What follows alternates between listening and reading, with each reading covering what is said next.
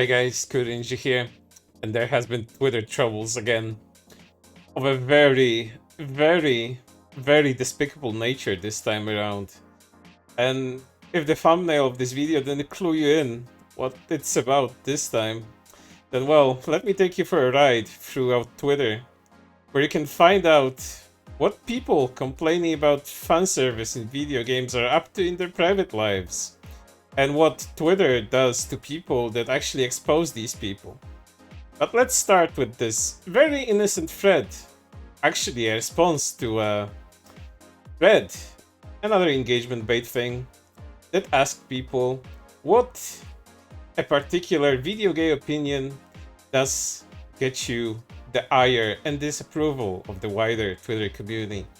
And this person quote tweeted that other person and said, Xenoblade Chronicles 2 for the Nintendo Switch is the best game of all time. Upon which an answer was given by this person. If someone remade the game without giant tits and gender swapped Rex into a girl and Nia, Pyra/Mithra into boys, no one would play. It is literally only horny slobbering boys that think the game is good. Without boobs/fanservice, everyone would see how mid XE2 really is. XE1 had actual story to drive the narrative, and up until the slut healer, there was no boobage to get in the way. And then after that, only two machina were there for fanservice. But they made up for the lack of other sluts by being so grossly extreme in their whorish designs. Very puritanical point of view, might I add, but we're not here to critique this particular opinion of his on fanservice and how weirdly projecting this is. But he continues.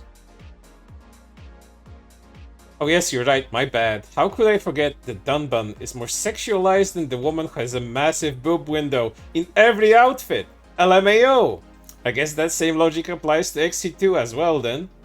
No sexualization as selling point on anyone there either, that's for sure. You have to actively take off Dunban's clothes to make him reveal any skin above the knee or elbow, whereas the girls have it by default. Just goes to show how you are so busy fapping to anime porn, you can't see that the game uses sex instead of story to sell the game. And then a bombshell was dropped. You can say an Oppenheimer level of bombshell was dropped. A user by the name N120 Xeno Plus has looked up this particular person in the sex register list and find this. This you? Let's zoom in. Andrew Jefferson Metz. Offenses. Sexual exploitation of minor. Another. Rape of a child in the third degree. No comment. Moving on. And then, the same person was found out to have commented about something regarding age gaps. Surprise, surprise. Criminal Tweets says, thoughts? Is 21 and 17 normal age gap? No one over 20 should deal with someone whose age starts with a 1. And Mr. Sex Offender had this to say. Anyone within about 3 to 5 years after 18 should be fine. Period.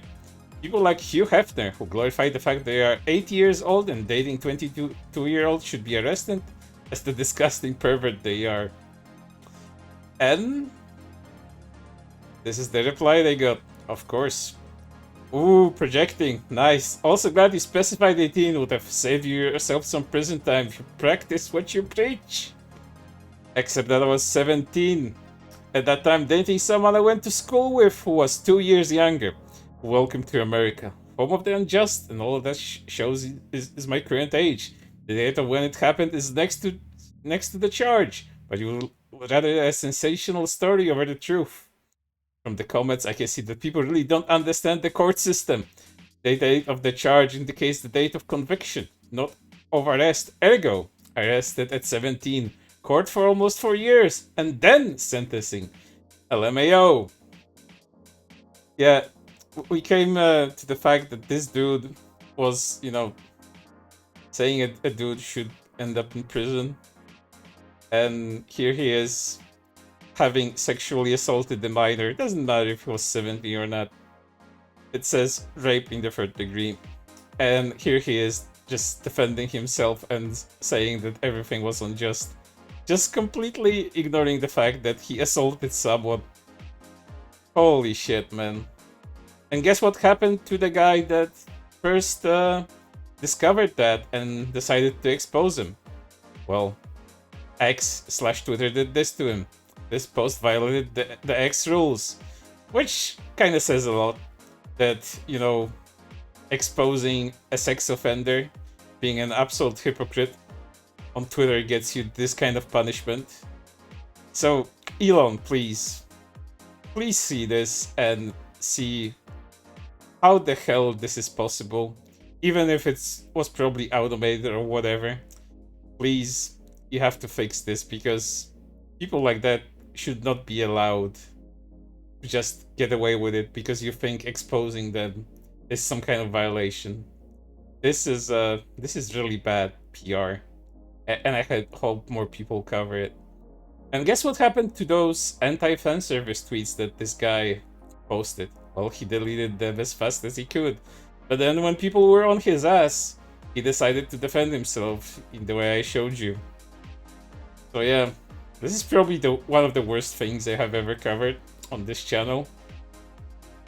And by God, there's gonna be worse, I guess, in the future. But for right now, this is everything. And I hope to see you on the next one, and I hope not to see that guy ever again.